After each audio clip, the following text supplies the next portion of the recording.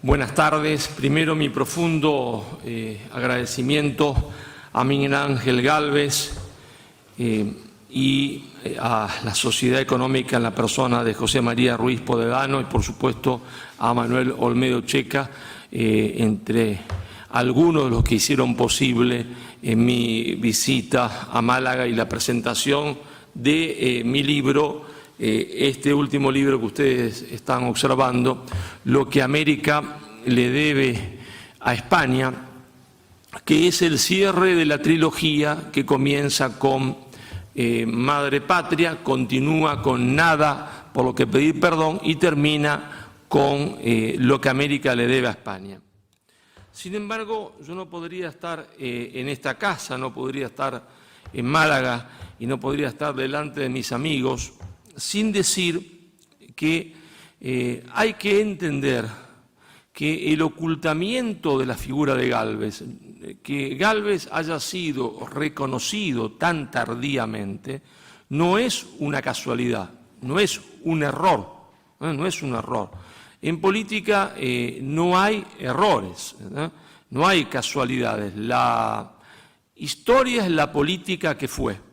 Y la política es la historia en construcción. El ocultamiento de Gálvez fue parte de la leyenda negra, que es, y esto hay que entenderlo, la leyenda negra, es decir, la falsificación de la historia de España, eso es la leyenda negra. La falsificación de la historia de España, no solo la falsificación de la historia de la conquista española de América, sino la falsificación de la historia de España, de la obra de España en el mundo, es una tarea permanente que emprenden los enemigos de España, internos y externos. ¿Por qué? Porque la falsificación de la historia es la condición sine qua non para la mala política. La falsa política, la mala política tiene siempre su raíz, está su raíz en la falsa historia. Y por lo tanto, cuando algunos se proponen como objetivo el desmembramiento de España, tienen que continuar construyendo una leyenda negra sobre la historia de España también, como acontece hoy día. Pero era fundamental ocultar la figura de Gálvez. ¿Por qué? Porque los héroes son la prueba de que los valores pueden ser encarnados, de que los valores pueden ser encarnados, que es posible ser virtuoso, que es posible ser honesto y que es posible ser valiente. Es posible ser honesto, virtuoso y valiente. Y cuando los que gobiernan no son ni honestos, ni virtuosos, ni valientes, no quieren que haya héroes, no quieren que los jóvenes sepan que hubo héroes. ¿Por qué? Porque si no, ese héroe es el espejo donde ellos se verían reflejados y entonces los jóvenes verían que lo que gobierna son unos monstruos, ¿verdad? Porque justamente no son ni honestos, no son virtuosos y no son valientes. Por eso es necesario siempre, para aquellos enemigos internos y externos de España, falsificar esa historia. Falsificar la historia de España en América, pero también en Europa. Un libro podría llamarse Lo que el mundo le debe a España.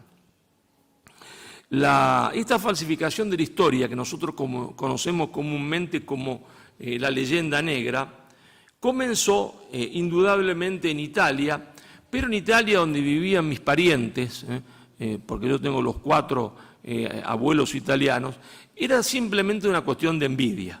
Si los italianos estaban envidiosos, claro, porque Italia se consideraba heredera de Roma y resulta que Italia ya no era nada en el mundo nuevo lo estaba construyendo una antigua provincia romana que era la Hispania romana transformada en España gracias a la obra de Isabel la Católica y de Fernando de Isabel, que fue la más importante estadista de la historia de España y yo me atrevería a decir de la historia del mundo. Esto era una cuestión de envidia, es decir, no tenía un real significado político. Pero claro, esta necesidad de mentir de los italianos porque estaban como celosos, como cuando uno llega a un pueblo, enamora en el pueblo, que es un pueblo chiquito, a la más hermosa del pueblo, se la lleva, todos los del pueblo se quedan enojados con uno. Ustedes se ríen, pero es así, ¿eh? Vayan a un pueblo chiquito y se llevan a la más linda y verán lo que le dice la gente a uno del que se la llevó.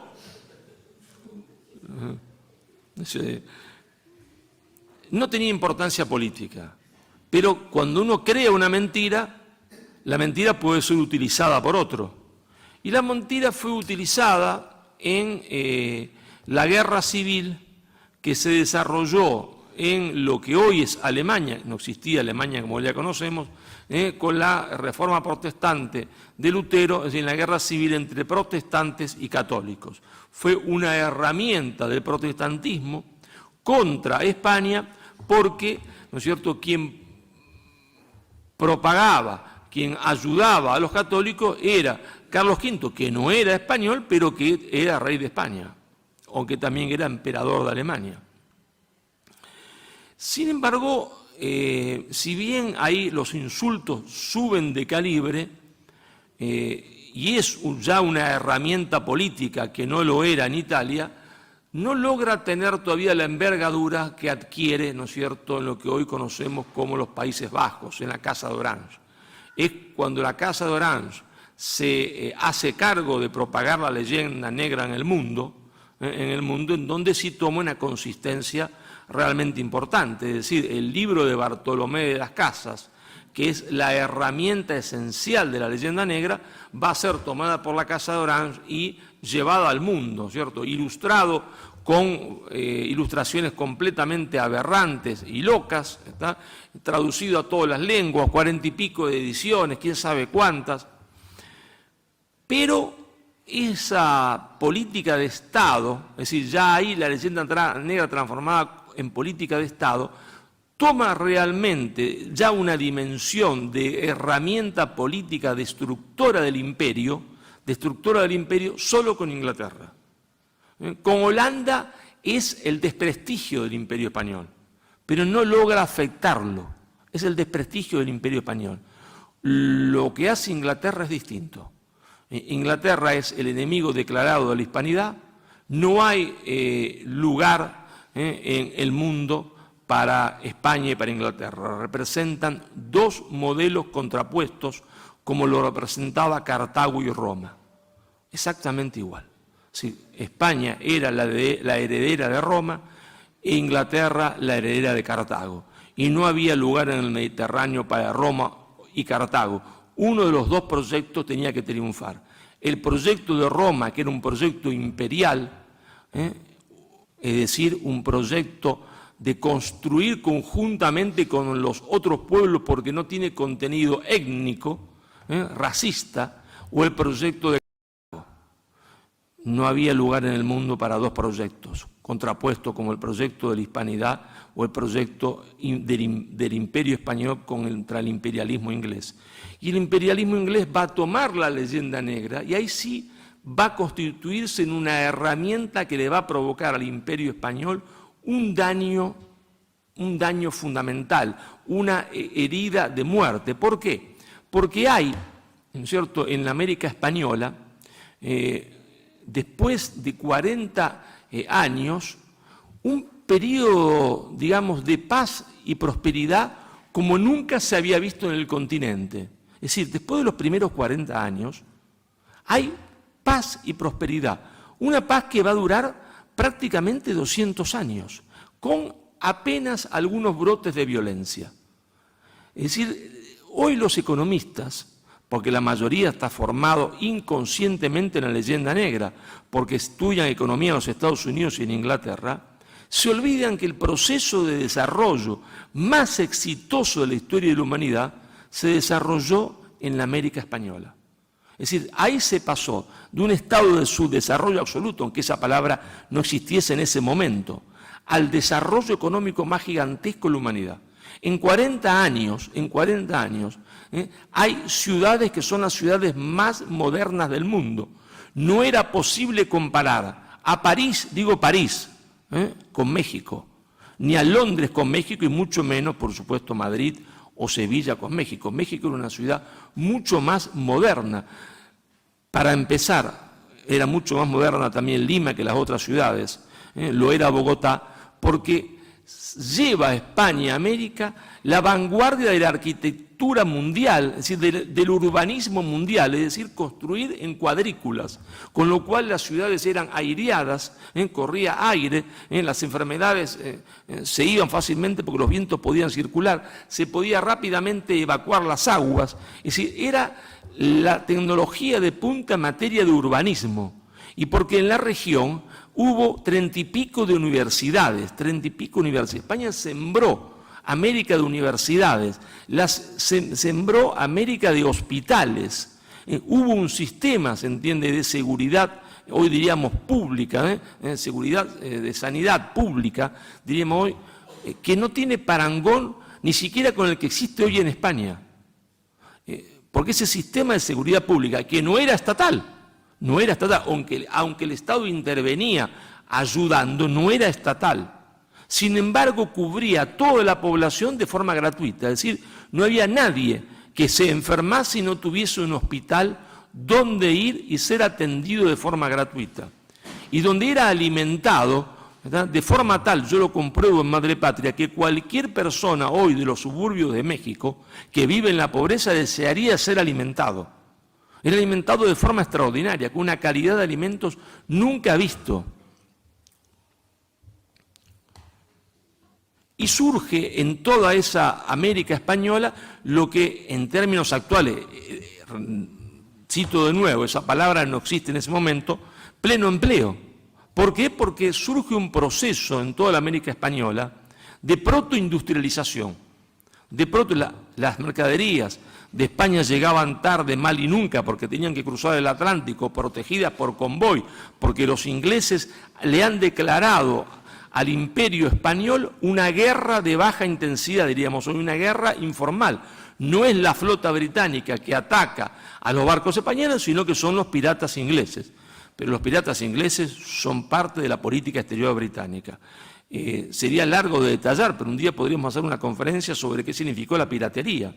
La piratería eran sociedades anónimas. Cada barco, cada empresa pirata era una sociedad anónima. Iba, se entiende, supongamos Drake, a un bar, que está todavía identificado cuál era en Inglaterra, y decía, señores, parto para saquear la América española y voy a atacar estos puertos. ¿Quién pone dinero? Porque el que pone dinero se va a llevar un porcentaje de lo que traigo. ¿Y cuál era la garantía de que Drake iba a cumplir su palabra? Es que antes de ir al bar, la taberna, decían ellos, él ya tenía el compromiso de Su Majestad Británica. Es decir, la primera persona que invertía en esa empresa de piratería era Su Majestad Británica. Es decir, era una guerra de baja intensidad de Inglaterra contra España. Inglaterra no se atrevía a declarar una guerra frontal con España porque no estaba en condiciones de llevarla a cabo, y entonces decide atacar a España y desangrarla de a poco. Pero esa no fue la estrategia principal británica. Esa forma de comercio entre España y América generó una protoindustrialización, generó un pleno empleo, pero había sectores que no estaban de acuerdo con ese modelo.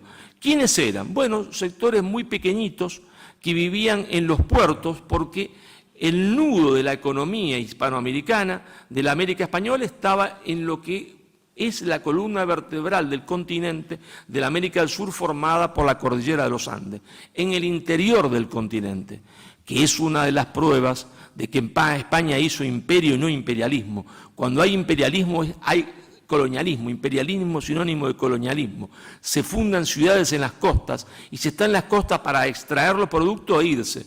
España funda ciudades en el interior, se queda ahí, está dispuesta a quedarse y a fundir su sangre. Y hay una actividad económica interna, un rosario de universidades y un rosario de ciudades, desde Bogotá hasta Córdoba, el Tucumán en Argentina, pasando por Santiago del Estero, Jujuy, Salta, que están a miles de kilómetros del mar, y algunas como Santiago del Estero a 2000, o separada del mar más cerca que es el Pacífico por una cordillera de los Andes de 5000 metros de altura.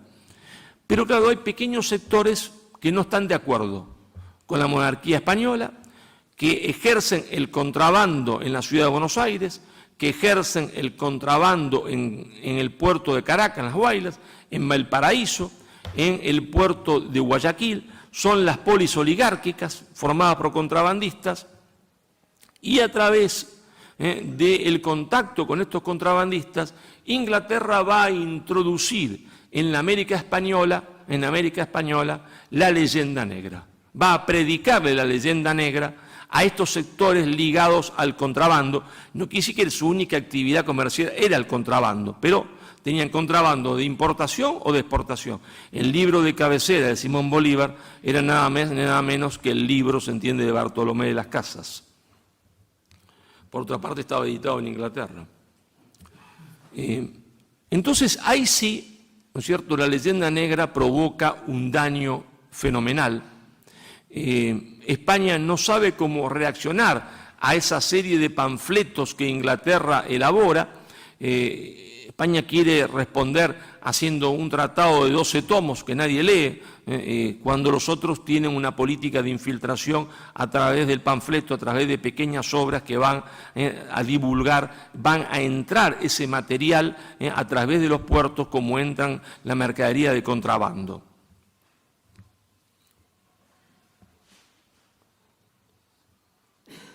Pero la leyenda negra triunfa porque es funcional a los intereses británicos y funcional a los intereses de estas polis oligárquicas, del contrabandista. Una mentira en la historia no funciona si no es funcional a un interés político, y la leyenda negra es la primera fake news de la historia, Claro, uno podría pensar, cuando Inglaterra cumple su objetivo geopolítico de romper el imperio español, entonces la leyenda negra tendría que haber disminuido en su intensidad por lo menos, ¿no? El objetivo está hecho, ¿sí? El imperio español está destruido, la América española se parte en repúblicas impotentes, porque son pedacitos en el mundo, es decir, todos navegábamos en un gran transatlántico y de repente el transatlántico se hunde y aparecen botes, botes que van al agua, hay unos botes más grandes que otros, pero todos son botes de lo que era ese transatlántico, incluido lo que hoy llamamos España, porque el transatlántico era España, todos éramos España, pero el transatlántico se hunde, y aparece un bote con el nombre de España, otro bote con el nombre de Argentina, otro bote con el nombre del Perú, y comenzamos a navegar cada uno por su cuenta en ese mar. Pero los botes no navegan como un transatlántico. Los botes no pueden soportar la tormenta de un transatlántico y no tienen el poder de un transatlántico. Y el más grande triunfo de la leyenda negra, ¿cierto?, fue que el bote que se quedó con el nombre de España, se creyese ese bote a partir de ese momento que España siempre había sido ese pedacito, ese botecito. No, España iba de los Pirineos a Filipinas y de California, casi Alaska, Tierra de Fuego, todo eso era España. Puede comprobarse que ese era el sentimiento de todos los que formaban ese imperio, claro. Puede comprobarse, para empezar, porque el primero que escribe un panfleto a favor de la independencia, es decir, el que más estaba a favor de la independencia, fue un jesuita arequipeño que se llamó Guzmán y Vizcardo. Y Guzmán y Vizcardo titula su panfleto Carta a los españoles americanos. Es decir, nosotros los españoles americanos tenemos que separarnos de la monarquía de los españoles europeos, pero él dice Carta a los españoles americanos, es decir, todos somos españoles, todos. Y el más grande triunfo de la leyenda negra fue que los botes no se reconociesen más entre ellos como parte, se entiende, de un mismo barco que era el transatlántico, que se llamaba España. Por eso, cuando se produce la última rebelión morisca en España, que podía dar lugar a una intervención del Imperio Otomano, hay dos mestizos hispanoamericanos que empuñan la espada para participar y derrotar a esa rebelión. ¿Quiénes fueron? nada más ni nada menos que el Inca Garcilaso de la Vega, que se encuentra en ese lugar de batalla con el hijo de Hernán Cortés y de doña Marina, con Cortés Malixín. Son dos mestizos hispanoamericanos que van a dar la vida, ¿por qué? Por España, porque España era todo. España era todo.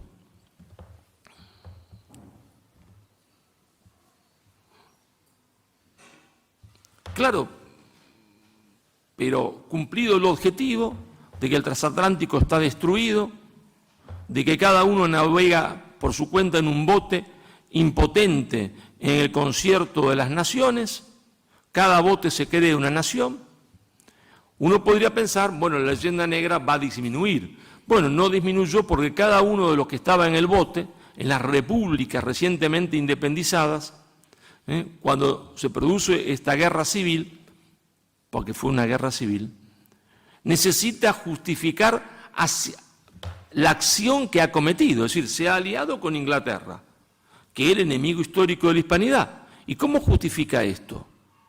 ¿Cómo va a escribir esta historia?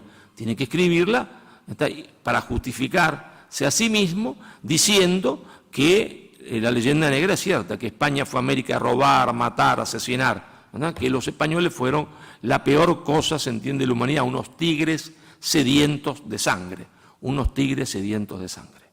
Entonces, las oligarquías que toman el poder crean los sistemas educativos, la educación pública, y entonces en esa educación pública hay que predicar que los españoles fueron tigres sedientos de sangre. Sin embargo, la mentira tiene patas cortas, se va diluyendo en el tiempo.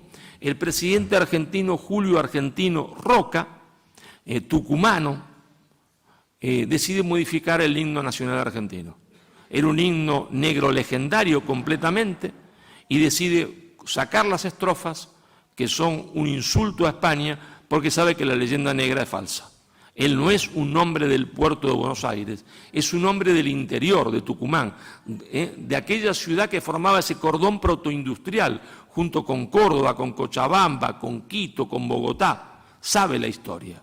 No puede expresarla, pero hace un acto fundamental: sacar del himno argentino las estrofas ofensivas a España.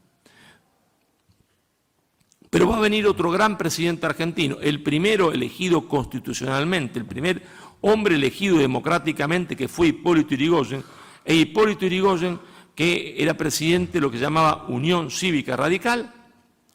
Ese presidente decide que se debe festejar, que debe ser feriado nacional el 12 de octubre. Y escribe un decreto y lo escribe de puño y letra. Él lo escribe, el por qué hay que festejar el 12 de octubre. Y es la Argentina el primer país en el mundo que decide festejar el 12 de octubre. Ese ejemplo de Yrigoyen va a expandirse por Hispanoamérica.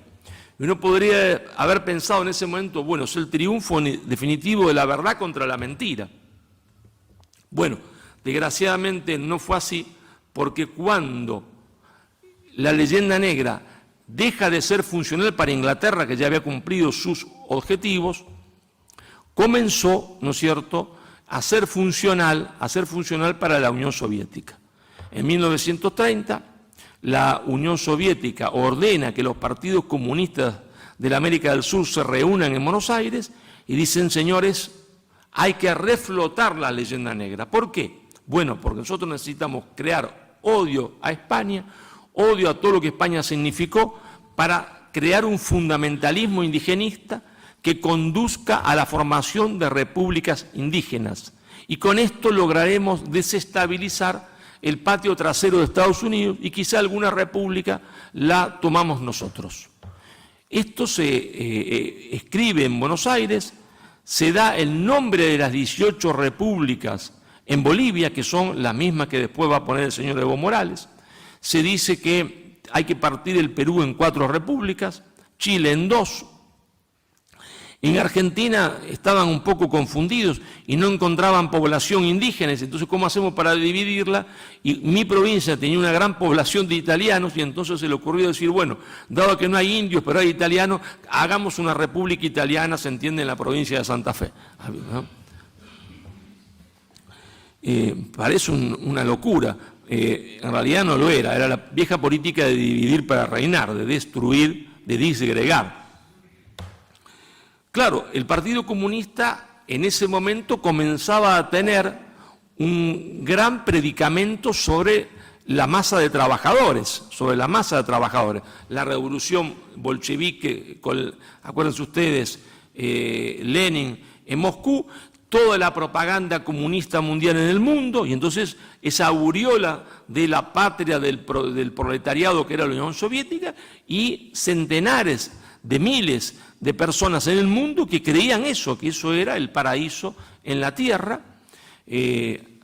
No se olviden que la clase trabajadora francesa e italiana era profundamente comunista. El Partido Comunista francés llegó a ser fuertísimo y el Partido Comunista italiano llegó a ser fuertísimo. Y en esa tarea estaba el Partido Comunista en Argentina. Uno de los pilares del Partido Comunista es la leyenda negra. Acontece el surgimiento del peronismo en Argentina, el peronismo va a convencer a las clases trabajadoras y aparta a las clases trabajadoras del antihispanismo, porque Perón y su esposa Eva Perón son profundamente hispanistas, predican el hispanismo y entonces dejan al Partido Comunista sin trabajadores.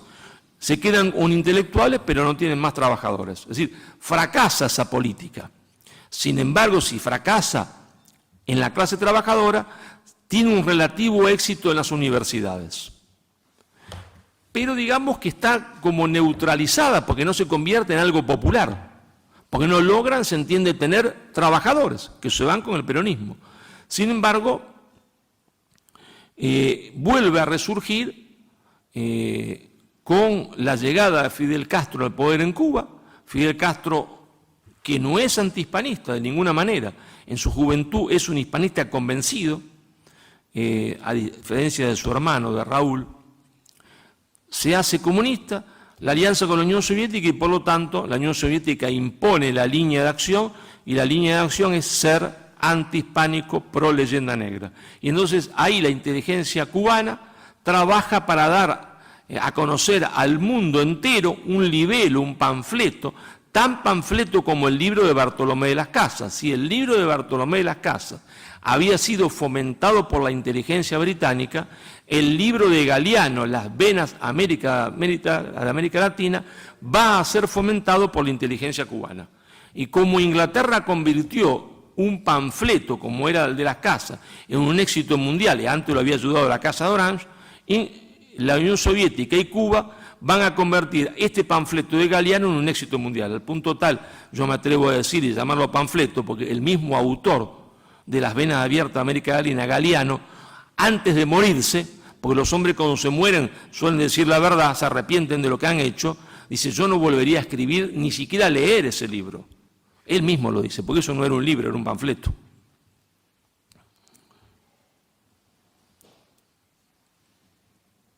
Ahora bien, uno podría decir, con la caída de la Unión Soviética, que es que fomentaba ahora la leyenda negra, como antes la había fomentado Inglaterra y los Estados Unidos, tendría que caerse la leyenda negra. Bueno, resulta que uno puede opinar lo que quiera de Fidel Castro, menos que era tonto.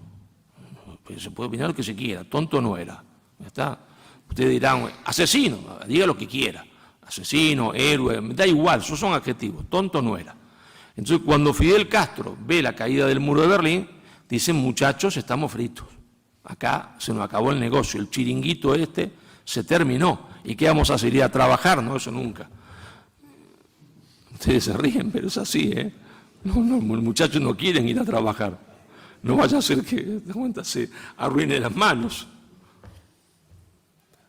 Y entonces, ¿qué hacemos? Dijo Fidel. Y convoca a la primera reunión de lo que va a ser el Foro de San Pablo. Ahí están todos desesperados, imagínense ustedes, se acabó el chiringuito, la Unión Soviética no va a mandar más plata. Vamos a ser sinceros, independientemente de que hubiese hombres de buena voluntad, los partidos comunistas vivían del oro de Moscú, de las subvenciones que mandaba la Unión Soviética. Todos eran militantes subvencionados por la Unión Soviética. Esa es la verdad. Y entonces se terminó la Unión Soviética y se terminaba el sueldo. Estaban los muchachos desesperados. Fidel dice, tranquilo que tengo una solución, dice Fidel. y explica algo que fue muy inteligente. Fidel dice, señores, con la lucha de clases del proletariado contra la burguesía no vamos a ninguna parte. Eso se terminó, murió. Con la idea que habíamos sostenido, que él había fomentado, es decir, llegar al gobierno a través de la lucha armada, por eso había fomentado Montoneros y el ERP en Argentina, el M-19 y la FARC en Colombia, no vamos a ninguna parte. Eso se acabó la lucha armada y se acabó lo de predicar la lucha entre la burguesía y el proletariado. Entonces, ¿qué hacemos, Fidel? Le contestaron los muchachos, estamos muertos, nos vamos a casa a trabajar. De ninguna manera. Lo que vamos a hacer es crear un nuevo sujeto histórico. Vamos a decir que ahora vamos a luchar por las masas indígenas explotadas desde hace 500 años cuando comenzó nuestra desgracia, con la llegada a América. Vamos a reflotar la leyenda negra, vamos a construir un nuevo sujeto social, son las masas indígenas explotadas ahora por la burguesía colombiana, argentina, boliviana, vamos a crear un odio racial, vamos a construir un nuevo sujeto histórico, pero no para que tome las armas, porque ese camino está anulado.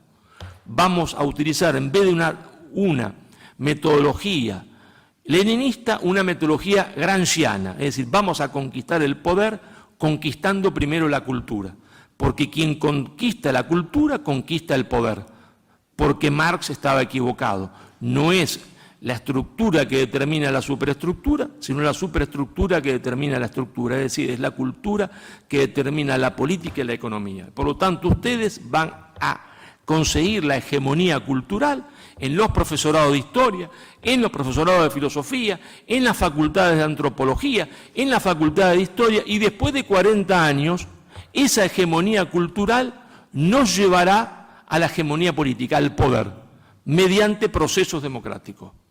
Y no se equivocó.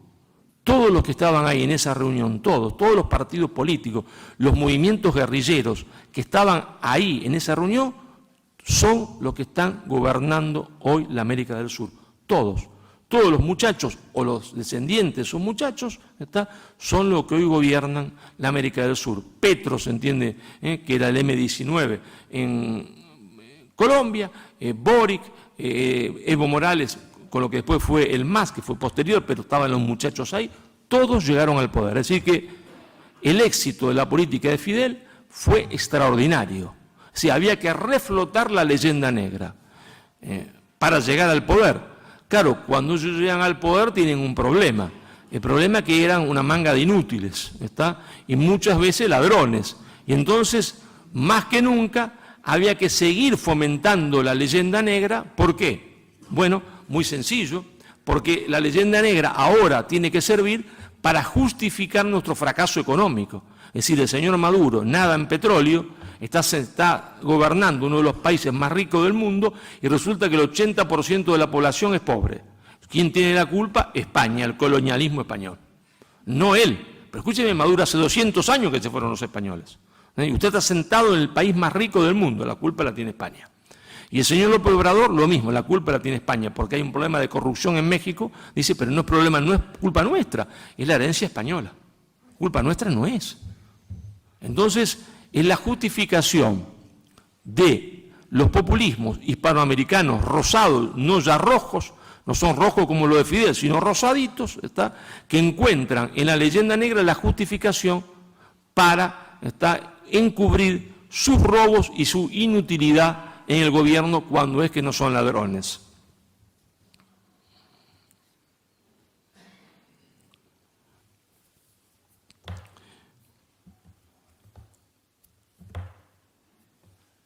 Esto me parece de fundamental importancia. Fíjense ustedes que yo no le detallé el libro que hoy ustedes tienen acá. ¿Y saben por qué no les detallé todo el contenido del libro? Aunque parte está en este libro y parte en los anteriores de lo que he dicho y otra parte no. Muy sencillo, porque después no me compran el libro. Claro, ya me encontré con una persona que me dijo, profesor, ¿para qué le iba a comprar el libro? Si usted me lo explicó todo también, ya no necesito leerlo. Y ahí me di cuenta que no tengo que contarles el libro. Si le cuento el libro, estoy frito, soy el peor vendedor del mundo. Entonces ustedes tienen que comprar el libro para ver de qué trata el libro. Pero yo no los voy a despedir así nomás. sino leyendo algunas partecitas del libro, que me pasa siempre algo muy extraño. Yo me mato pensando semanas y semanas qué frases voy a utilizar para introducir el libro, y nadie me las lee. Entonces me agarra una gran frustración, porque digo, ¿para qué pensé tanto si la gente después no entiende por qué las puse? Y fíjense ustedes esta frase que yo elegí para abrir que es el último libro, pero que yo les pido también a ustedes que después lean las frases que encabezan Madre Patria y nada por lo que pedir perdón. Y entonces entenderán el porqué. Hay 3 frases. La primera es de Juan Bautista Alberdi. Fue argentino, creador de la Constitución del 52. Y dice Alberdi: entre el pasado y el presente hay una filiación tan estrecha que juzgar el pasado no es otra cosa que ocuparse del presente. Si así no fuera, la historia no tendría interés ni objeto. Falsificad el sentido de la historia y pervertís por hecho toda la política. La falsa historia es el origen de la falsa política. La falsa historia que hoy sufrimos en España y en Hispanoamérica tiene su origen en la falsa política. Juan Bautista Alberdi. La segunda frase pertenece a una figura genial de la literatura rusa, que sufrió en carne propia el comunismo en Rusia, Alexander Solzhenitsyn. Y dice: sabemos que nos mienten. Y esto es exactamente así en el tema negro legendario. Sabemos que nos mienten. Ellos saben que mienten. Ellos saben que mienten. El señor Petro sabe que miente. El señor Boric sabe que miente. El señor López Obrador sabe que miente. No es que no sepa, sabe. El señor Maduro sabe que miente. Pero él dice: a Cristo lo crucificó el Imperio Romano. No el Imperio Romano, sino el Imperio Español. Bueno, ellos saben que sabemos que nos mienten. Sabemos que ellos saben que sabemos que nos mienten. Y sin embargo siguen mintiendo.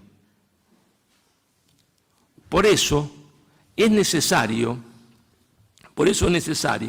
luchar por la verdad, porque los propagadores de la mentira trabajan incansablemente y la verdad no se impone por sí misma si nosotros no trabajamos para que se imponga, porque los trabajadores de la mentira trabajan incansablemente y sin embargo siguen mintiendo. Ellos no descansan aunque hayan sido descubiertos en su mentira. Por eso yo digo, compren el libro, regalen el libro, pero no tendría sentido si ustedes no se lo regalan a los más jóvenes. Hay que hacerles llegar el libro a los más jóvenes. El futuro se decide en los más jóvenes, en lo que sean sus sobrinos, sus primos, sus hijos, sus nietos. A ellos hay que hacerles llegar el libro, porque son perezosos para comprar, pero no quieren gastar 22 euros. Pero si uno se lo compra, lo leen. Pero hay una tercera frase, y dice: y nos dicen a los españoles e hispanolatinos que no soñemos, que despertemos, que volvamos en nosotros mismos, que olvidemos nuestras mentidas glorias. Es el camino para que no actuemos. No, soñemos nuestra inmortalidad, soñemos que volverá a tocarnos la hora. El autor de esta frase es nada menos que el genial Miguel de Unamuno. Señores, va a tocarnos nuestra hora, porque hay una ventana de oportunidad para la hispanidad. Hay una ventana de oportunidad para la hispanidad, porque el mundo se va a reagrupar, no por cuestiones de cercanía geográfica, que antes eran imprescindibles, porque las distancias no estaban acortadas como están ahora por la tecnología. Marshall McLuhan entendió en su famoso libro La aldea global, que el mundo había cambiado porque la categoría de espacio y tiempo, las categorías de espacio y tiempo que habían regido la historia de la humanidad iban a ser transformadas por la revolución tecnológica. La revolución tecnológica permite que ahora alguien en Buenos Aires, Caracas, Montevideo, esté viendo al mismo tiempo lo que yo estoy diciendo acá y lo estén escuchando ustedes. Es decir, volvemos a constituirnos en una comunidad, una comunidad de hispanoparlantes unida, como nunca antes estuvo unida. ¿Por qué? Porque la revolución tecnológica lo permite. Entonces el constreñimiento geopolítico de la geografía desaparece. Eso es lo que quiere explicar Marja McLuhan cuando dice la categoría de espacio y tiempo quedan reducidas a la nada. En su libro, La aldea global, en su libro se entiende La galaxia de Gutenberg y otros que no vendría la pena nombrar. Pero lo que América le debe a España. Me preguntaba hoy un periodista, ¿qué es lo que América le debe a España? Y yo le dije, voy a contestarte con una serie de frases que no son mías, ¿no? Y de autores a los que no se lo podría acusar de derecha cavernícola, ¿no es cierto?, ¿no?, ni de nacional católico, ni de retrógrado, ni qué sé yo qué, porque no existe leyenda rosa. Dato mata relato. Dato mata relato. Fue tan grande la obra de España en América que con solo describir la obra de España en América, la leyenda negra se cae como un castillo de naipes. Lo que pasa es que hay que describirla y fomentar la verdad, porque los otros siguen mintiendo, aunque estén descubiertos. No hay leyenda rosa, hay descripción de la verdad. Lo que pasa es que hay algunos en España que, a diferencia de los antiguos españoles, no son valientes, no son hombres que digan la verdad, no son hombres que luchen por un ideal porque solo les interesa el materialismo, el dinero. Y entonces, como el ladrón, ellos piensan que todos son de su condición, que no existen los hombres valientes, que no existen los hombres idealistas, y entonces juzgan a los españoles que fueron a América, a esos grandes españoles de la conquista, como son ellos. Piensan que Pizarro, que Cortés, son como son ellos, cobardes, materialistas, y por lo tanto no pueden entender la obra de España en América. Son incapaces de entenderla. Pero claro, dicho esto, saltan a mi yugular y dicen fascista, nacional católico, retrógrado. Bueno, vamos a ver, ellos que son tan antiimperialistas, de palabra, ¿no? Nada más que de palabra. Vamos a citarle a un antiimperialista en serio, a un hombre que enfrentó al imperialismo norteamericano pistola en mano, no de palabra. Este hombre que enfrentó pistola en mano en la América Central a los norteamericanos para que abandonaran su país que habían ocupado, fue nada menos que Augusto César Sandino, quien afirmó, Augusto César Sandino, si alguien quiere acusarlo de fascista, ¿no?, retrógrado, nacional católico, a Sandino. Yo veía antes, hace tiempo, con protesta, la obra colonizadora de España, pero hoy la veo con profunda admiración. España nos dio su lengua, su civilización y su sangre. Repito, Augusto César Sandino. España nos dio su lengua, su civilización y su sangre. Nosotros más bien nos consideramos como españoles indios de América. Nosotros nos consideramos como españoles indios de América. Por si fuese poco la frase de Sandino, vamos a decir otra frase.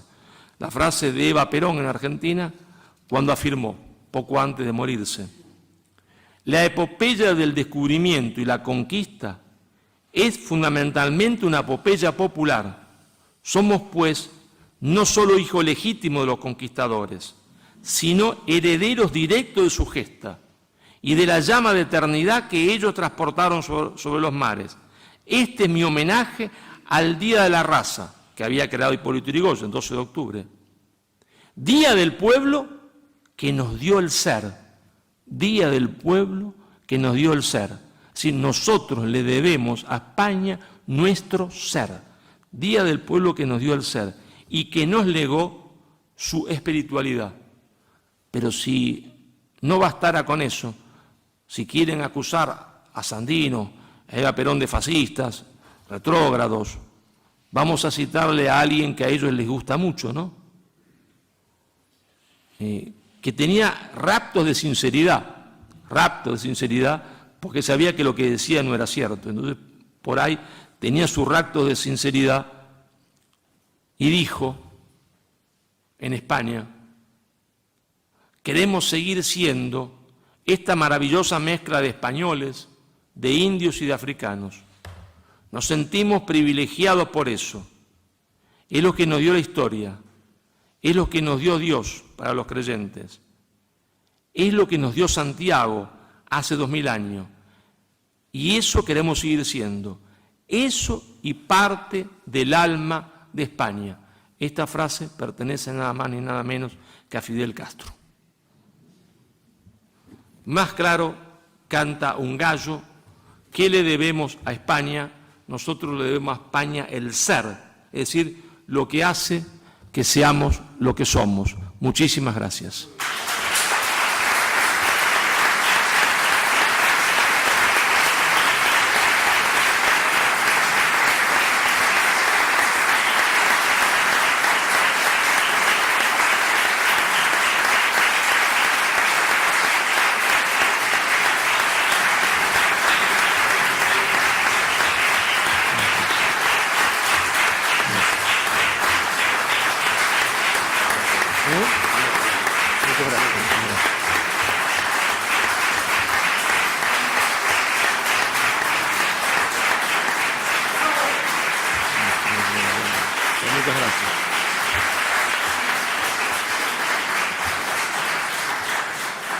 Muchas, pero muchas gracias. Me emocionan sus aplausos.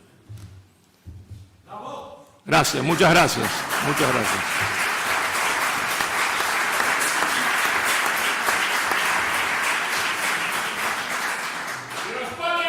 ¡Viva España! ¡Viva la hispanidad!